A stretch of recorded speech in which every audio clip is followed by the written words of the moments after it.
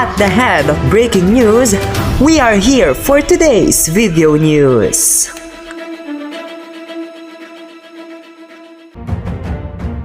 In the headlines, defining trade war to be disclosed. The ballooning trade shortage, U.S. accusations.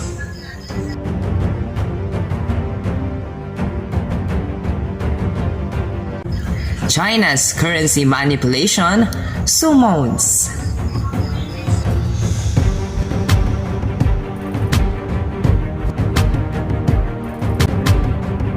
Misuse of intellectual property rights immediately evaluated.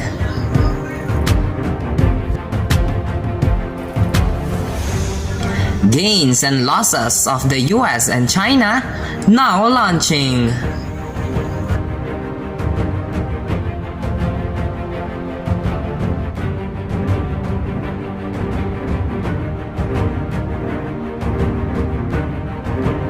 Global ramifications prevails.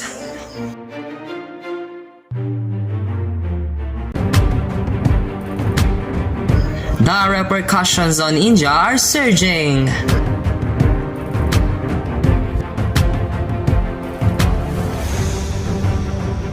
And the criticisms of the trade war currently introduced.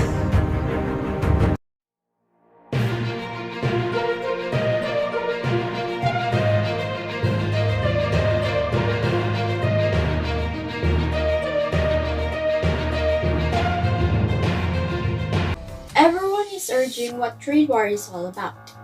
Here's nicely Bogñalos to disclose that. Nicely? Alright, Aaliyah, I've been hearing and reading comments online about what is trade war. Basically, a trade war is an economic conflict in which two or more states impose and construct tariffs or other trade restrictions in reactions to trade obstacles implemented by the opposition. Well said, nicely. Thank you so much. On the other hand, there were major accusations of the United States against China, including a trade deficit and stealing intellectual properties. Here's Santos to elaborate. Yes, Aaliyah. The trade deficit covers a country's imports and export over a specific time period, as well as a percentage by which the expense of a country's imports surpass the value of its goods exported. Here, as you can see, the U.S. trade deficit breakdown for 28 years. Since the early 2000s, U.S. officials had estimated that China has stolen between 200 billion and 600 billion in U.S. company secrets per year.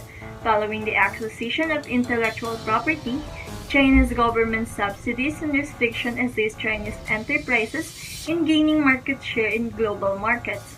At the expense of the United States, foreign firms in China are frequently enticed or compelled to partner with domestic firms. How about legal sanctions? Is there any? Aaliyah, the existing legal consequences for intellectual property violation in the United States can be divided into two groups. First, there are systematic therapies. In most cases, violations are started by executive branch in response to widespread trade or intellectual property violation by foreign players.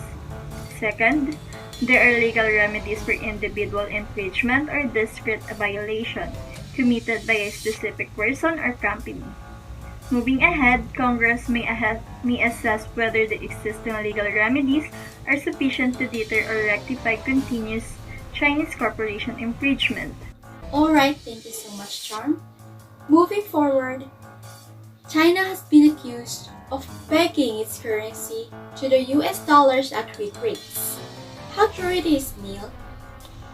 Yes, Aaliyah. When a government implements a currency peg, it binds the value of the currency to that of another state. This is accomplished by buying and selling foreign reserves in order to maintain a stable exchange rate. However, China has curtailed this approach in part since 2017. But why does China peg its currency to the dollar? Pegging the yuan is a smart policy measure that improves the Chinese economy significantly. Using this technique, the People's Bank of China boosts the value of Chinese exports on the international market and contributes to China's rising income. Neil, are there any disadvantages of China's pegging yuan to the US dollar? Well, the downside of China pegging the yuan to the dollar is that China cannot develop its own autonomous monetary policy and utilize it to respond to local developments that are independent of those affecting the host country. Makes sense. Thank you, Neil Vidallo. Moving ahead, the misuse of intellectual property rights estimates ranges from about 225 to 600 billion US dollars according to the Commission on the Theft of American Intellectual Property. Here's Emce Villete to take part in this concern. Yes, Aaliyah. According to reports, Donald Trump has threatened to impose up to $50 billion in tariffs on China under Section 301 of the Trade Act 1974. The Section 301 probe is primarily concerned with the forced transfer of technologies from American corporations in order for them to conduct business in China. Does China protect property rights? Well, Aaliyah, ownership rights are guaranteed under Article 39 of the People's Republic of China's property law, which grants the owner the right to hold, use, dispose of, and profit from real property. This right, however, must be consistent with laws and societal decency. Alright, thank you so much, MC Villete. On the other hand, there was this news content lately about the gains and losses of the United States and China respectively. What are those? Hey, nicely. You heard it right, Aaliyah. The benefits of the United States include lower unemployment rates due to self-reliance, a bull market in the U.S. stock market, and a reduced trade imbalance. On the other hand, it loses a result for agricultural sectors, rising import costs for manufacturing supplies, and economic downturn. Moving forward, let's get started with the Chinese gains. It accepts less reliance in the U.S. economy for GDP development in China. Yet, it loses a decreased export surplus. The Shanghai Composites fallen by 17% since 2018, forcing it to face increase to make export economically, as well China's reputation on a global scale. Thank you so much, nicely Bogñalos. Due to higher tariffs, consumer price inflation began. Details to follow from Neil Vidallo. Neil? Yes, Aaliyah.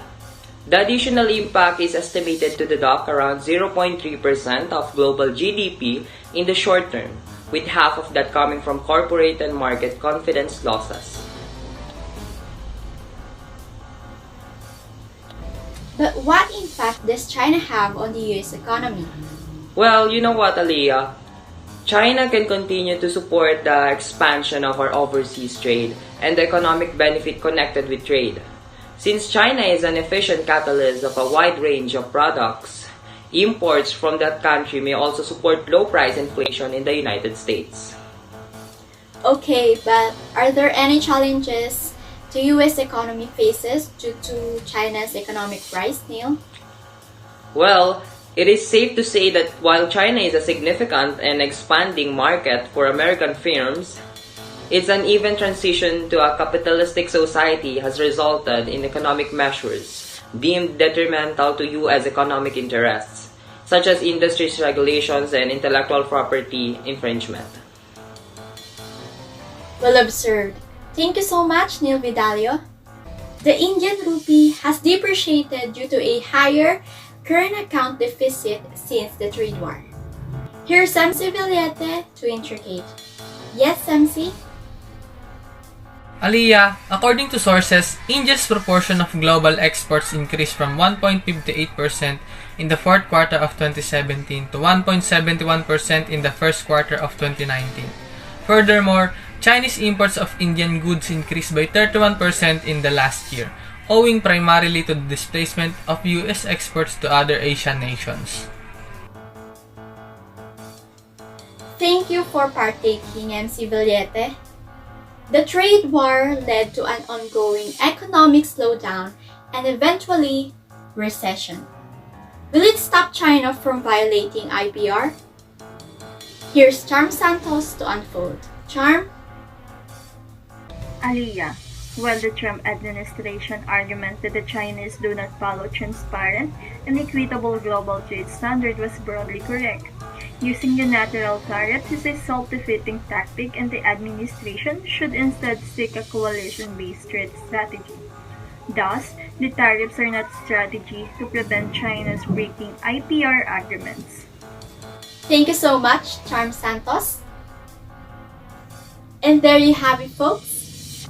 Thank you for indulging with us tonight. I'm Aaliyah Loreine Labay for news for today's video. Good night.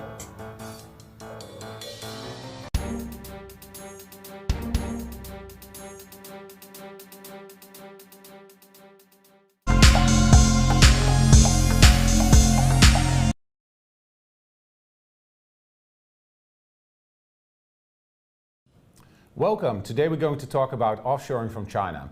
Rafi, I've been reading some articles that say that many companies are thinking or already leaving China. Companies like, for instance, Foxconn, Apple supplier, but also Nintendo.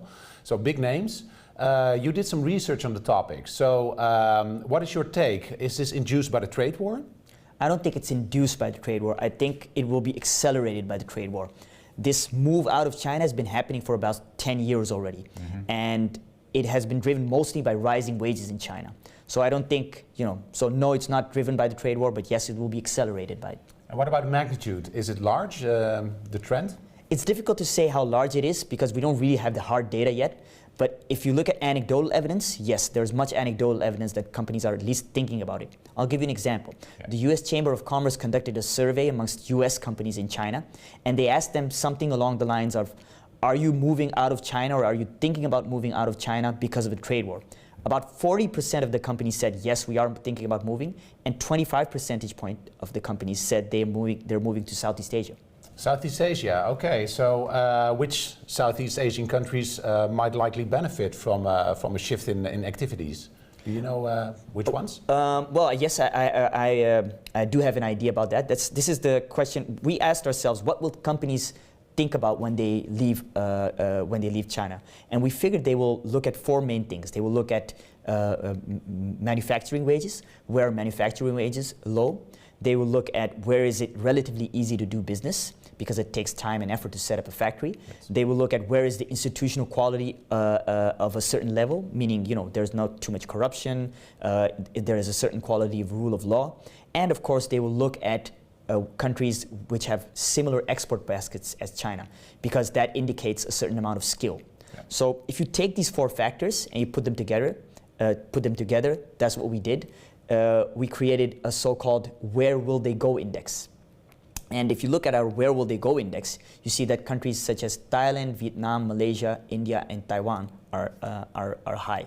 So these are the countries where we think companies will move production to. Okay, and number one is ranked Thailand. So is Thailand the main beneficiary of the U.S.-China trade war? Well, Thailand is on top of our Where Will They Go index, so it will be a beneficiary. But I don't think one single country will be the main beneficiary of this trade war, or will be the big winner. Because for one size, no one country can absorb the production capacity of China because of its sheer size. Yeah. I'll tell you an anecdote. Tim Cook, CEO of Apple, said in an interview that if they wanted to have a conference of tooling engineers for Apple, they would have difficulty filling a room in the US. Mm-hmm. But if they would have the same conference in China, they could fill multiple football fields. Okay. So that just gives you an indication of China's sheer size. Second of all, I think that if one country benefits too much, which would translate into its trade deficit with the US increasing, I think Trump will slap tariffs on these countries, as he did with Vietnam, as he did with India. Okay, thank you. Thank you so much for elaborating, Rafi. If you want to read more about Rafi's research or any other economic topic that we cover, please visit economics.rabobank.com. For now, thanks for watching and stay tuned.